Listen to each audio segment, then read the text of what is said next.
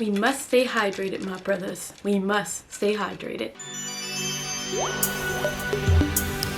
Hi, welcome back to the channel. My name's Leah, and I'm here to jump on everyone's favorite hate train at the moment, the new Velma show. So in a previous video, I already talked about my strong opinions about race switching. So the new Velma show is another rendition of the Scooby-Doo franchise, but it's a little bit different this time, as you can see. There's been a lot of online hate towards the show, so I'm just here to give the real opinions about Velma. Let's get right into it. So to break it down, I want to start with the changes of the show. It's no surprise that Velma is now Indian. We have a Asian Daphne, a black Shaggy or Nordsville, and same old good old white American Fred. In the Velma, it doesn't seem like the mystery gang are really friends. It seems like they all just know of each other, but they're not as close as we see them when they're solving clues in the mystery van. The gang all goes to a high school. It's giving very much like Riverdale. That's why I can understand why it's a little cringy. But I think some of the outrage is just a little over dramatic. Also, I think my biggest complaint about the show is that there's no Scooby. Took like the main mascot of the team and just threw him away. Maybe they're gonna put him in later episodes, so I will be watching. My first thoughts when I saw the opening was that it felt a little self-righteous, like origin stories are for tall, handsome men just struggling to get more power, or about hot chicks that go crazy. And then she goes to remedy this show, but then proceeds to show like, I guess, an ugly chick going crazy, and that's what makes it different, haha. Then we cut to Daphne, which it wasn't revealed yet to be Daphne, and a bunch of girls talking in the girls' shower about pilot episodes and how they use more nudity to like sell the show. And then Velma walks in and attacks Daphne as she's also like attacking another girl, and she asks her about race blind casting. I think that was supposed to show us the show's reasoning for the race switching. They had Daphne say something that was a little stupid. Oh, well, the white people don't care when they play Jesus or famous boxers. Okay, so just because white people are doing it, that means we just have to jump right on board with them. I found most of the jokes in the show were just them telling us the overused joke commonly found in TV, and just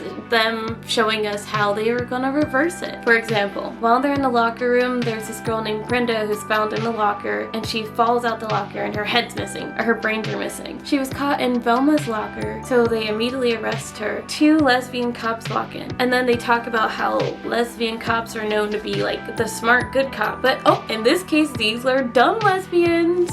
You see what we did there? On first watch, Velma's character just seems like someone who hates everyone for just existing. Like, she hates Daphne for being hot and popular, and she hates her dad's girlfriend for owning a shop that's popular. Like, anything that's doing an inch better than she is, she's hating on it. After the interrogation, she bumps into Fred, who is now not the leader of the mystery gang. Fred is now a racist Chad who's also popular and hot. Velma's complaining to her dad about how everyone thinks she's a murderer because Brenda was found in Velma's locker. One thing about this Velma though, she cannot solve mysteries, or she'll just have these huge panic attacks because she believes that her solving mysteries is the reason that her mother left them. At Brenda's memorial, Velma bumps into Fred, and in a heart-to-heart, she reveals the story of her mother's disappearance. Her mother was a woman who wrote mystery stories. She was a bit of an alcoholic, and she smoked cigarettes. So in this backstory she's telling Fred, she's explaining how she used to solve different little mysteries around the house, like finding out her mom smokes, or Christmas Eve, she found her presents that she was going to open Christmas Day. And that's when her mom got in the car, went to the store, and never came back.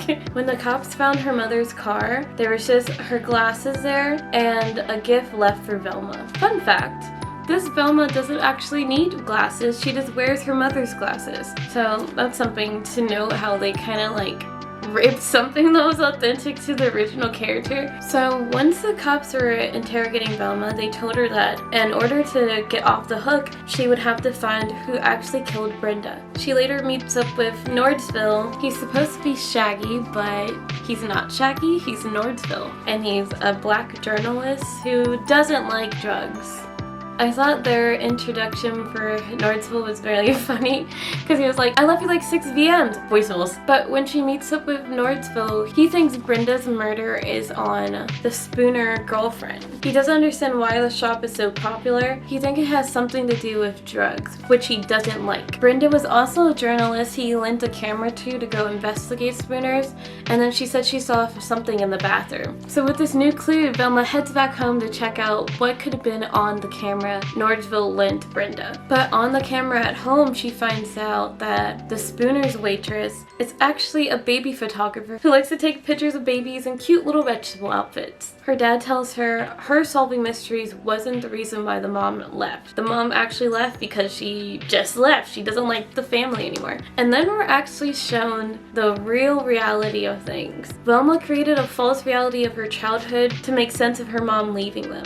I thought that reveal was pretty interesting because it showed that she's just a troubled child all through. So with this newfound truth that she can solve mysteries, she goes back to school with a makeover. I thought this scene paid homage to like the live action makeover scene, which is like one of my favorite live action movies. The kids shortly buy this until someone calls her out saying, no, you're still Velma, the weird creep. Fred saves her, but I thought this scene was so funny because they were about to throw this like a paper cutter and they slinged it and he caught it and he slung it back and sliced the leg off of some boy who didn't even throw it at her. Then goes on this speech saying like, this scared little boy just wants our friendship. One thing to note about the new Fred, he doesn't like to show his body at all. He doesn't like getting nude. Even when he goes to the Spooner's bathroom, he kicks everyone out because he's afraid to show them what's underneath. Velma gets the idea that Fred may be a suspect because Brenda said that she saw something in the Spooner's bathroom. And now she's hearing Fred kicks everyone out of the bathroom. What is he hiding? So she goes with Nordville's to go investigate Fred. Once Velma gets in Fred's house, she starts investigating but has this Coraline Catherine-like hallucination. In order to snap Velma out of this hallucination, she asks Norville to help her think about something else. And this is when he confesses his love to her. She just starts laughing.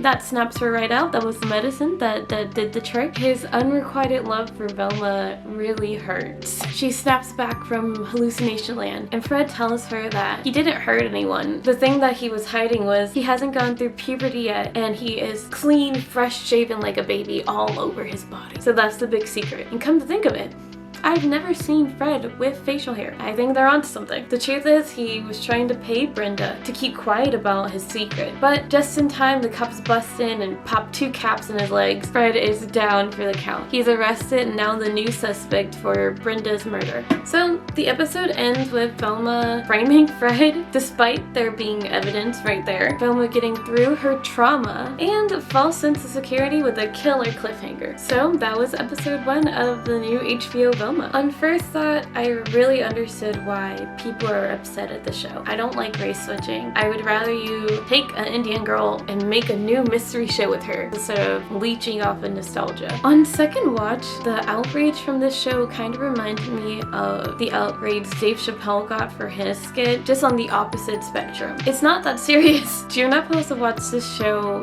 so serious and then you can actually try to enjoy it. The show knew what they were doing by buttering and like really slapping on and juicing the hatred that they could have gotten from the show. I feel like if they would have just came out with another Scooby-Doo show, it wouldn't have gotten as much attention and media and talk if it was just a regular show. But final thought, the show's not that bad. I actually got to watch a couple more episodes, which I could do reviews on if you like, since no one else seems like they will be. It does get a little easier to watch for the next couple episodes. I believe there's 4 out right now. Thank you so much for watching this video. If you like what you saw here and you want to see me talk about other TV shows and movies, just drop a like and comment down below. Make sure to follow all of our social medias at hialiyah_, and we'll see you guys next time.